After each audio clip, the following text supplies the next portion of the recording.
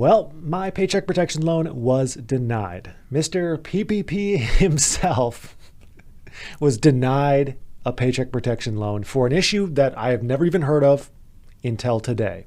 So I'm going to talk about what I did here, what I potentially did wrong with my application. Then we're going to go into some common issues that people are running into, some solutions to those common issues like lender secondary review, other issues at the SBA, the sign and hold issue. That way we can kind of build some better context here if you're stuck anywhere in the process. So starting out with what happened to me. So just to give some context here, I own kind of three businesses. I have a moving company, I have a call center, and then I have kind of my personal brand type businesses. Now, the moving company and the call center have employees that the PPP loan was completely for payroll on those employees. Each and every one is a separate EIN number. So I received one PPP loan for the moving company, one for the call center, because they both were severely impacted by COVID. They were both down nearly 50% in revenue. So we made it well within the criteria for the PPP, plus this would just be going to help out my employees and the payroll there. With those loans, there was no funding that was for my own payroll because I don't collect a check for those companies. And because there's actually legit payroll, the loan had to be based on payroll. So I didn't personally receive any amount for my payroll. However, you still benefit as a business owner. It just wasn't like for my dedicated payroll. And then I have my own business, just the various things I do, which is under my social security number. So I applied for another PPP loan as a small business owner, and I was denied. Now, the reason I was denied is because I have what's called a pass-through tax return. So even though I had an EIN, and a social security number, I applied. I was stuck in lender secondary review for a long time, like probably close to a month. And then finally, the SBA sent a notice that said, hey, you have already received a PPP loan. You can't receive a first draw again. I hadn't received a first draw for this business. And so I dig into this further and I found out that I have what's called the pass-through tax return. So even though I used completely different entities, the SBA thinks that I had already received a PPP loan for my own payroll, which I didn't. So what I did wrong here, I should have done one PPP loan combining my business and at least one of the other businesses to include my own payroll and earnings from another business, which makes no sense and really doesn't go with any of the guidelines that I have ever seen. And the real issue here is there's no way to solve it. There's no way to solve it. Once this issue happens, because there's no way to increase the loan size after it's dispersed at this point, there's nothing you can do, even though my own payroll wasn't covered by anything. So yeah, that's pretty unsatisfying. And I know that's not going to apply to most people. That's a very rare issue, but I wanted to highlight it because there are very common issues, and then there's tons of rare issues that we've probably never heard of that are causing back-end SBA issues. So let's talk about some of the common issues here.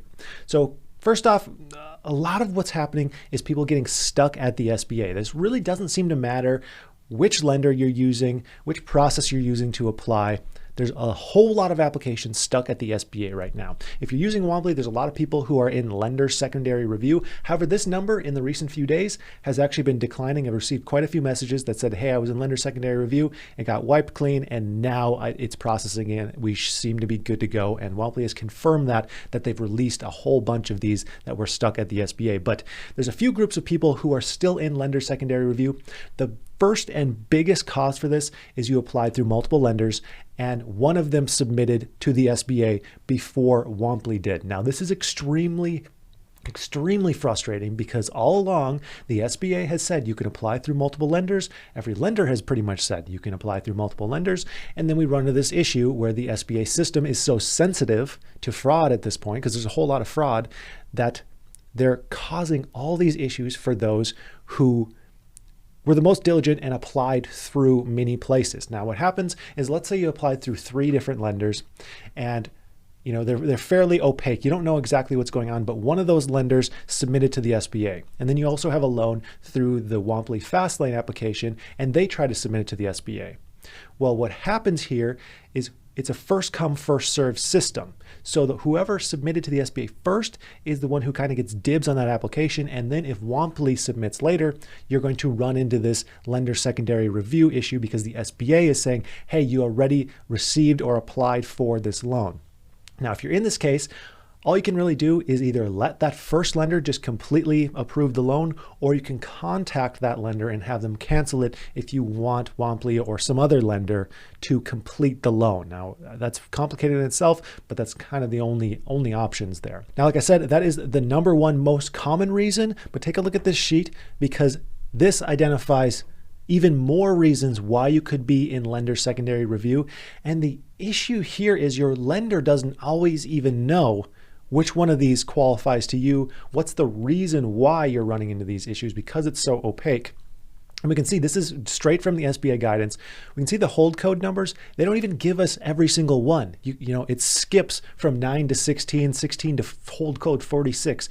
There's a whole bunch that we don't even know of on the public end. So there are tons of different reasons why there could be issues at the SBA. And it could even be a situation where you're like, I did everything perfectly in the application. And then you run into some issue like I did that you haven't heard of before, simply because their system is built like this. Now, it's extremely frustrating because this program should be so much easier than it is. Now, there are some steps you can take and some common issues that you can take a look at just to make sure that you're not running into something that is fixable. First, you can contact other lenders. If you applied through multiple, you can contact other lenders and see, hey, where am I at on this process? Now, I know that that's easier said than done because most lenders are so bogged down right now that getting a response from them is nearly impossible, but it's worth a shot if you're at least stuck and you want one specific lender to do the final processing, to contact the other ones and be like, hey, you know, maybe let's not do this anymore. Second, you can make sure that you applied for the correct draw. This is actually a very common issue. If you accidentally applied for draw 1 twice, you're going to run into a block and the SBA is going to think you're trying to do something fraudulent and your application will be hung up. Next, make sure all your basic information is correct. I don't know how many times I've received emails from people who either their name was wrong, like the name was different on their application versus their bank account. They used a nickname, their date of birth was wrong, their address was wrong. Make sure all your basic information is correct on your application. Also, make sure your tax ID or your social security number is correct and is the same as the first draw. So if for whatever reason your first draw was under one EIN and your second under another, whether that be, EINs that you own or a typo, that's going to cause issues, especially in the second draw, because the SBA is going to throw some big old red flags to that, and then you're going to be stuck. And if you've taken a look and all that is still correct, the most common reasons for red flags on the SBA end could be things like criminal history that disqualifies you, some kind of bankruptcy that disqualifies you, or debts to the government that disqualify you. Those are the most common reasons beyond all the basic issues. Now, many people are recently running into the sign and hold issue. This, in most cases, is actually not an issue. So if you've already signed and it says sign and hold for your second draw app, there's no action needed in most cases. Usually, they're just waiting for something to be completed on your first draw before they completely submit your second draw.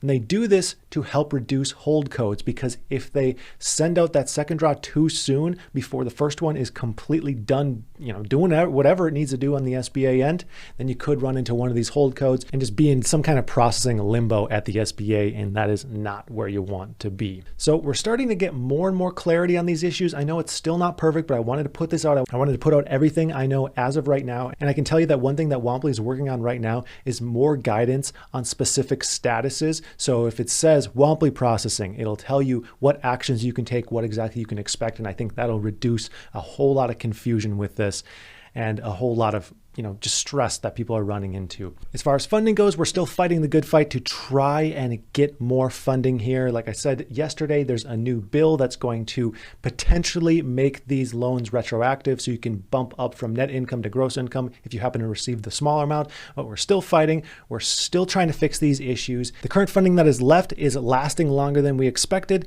and hope is still there that everyone who has applied will get the funding that they deserve. So I'd like to thank you for watching, and I hope you have a profitable day.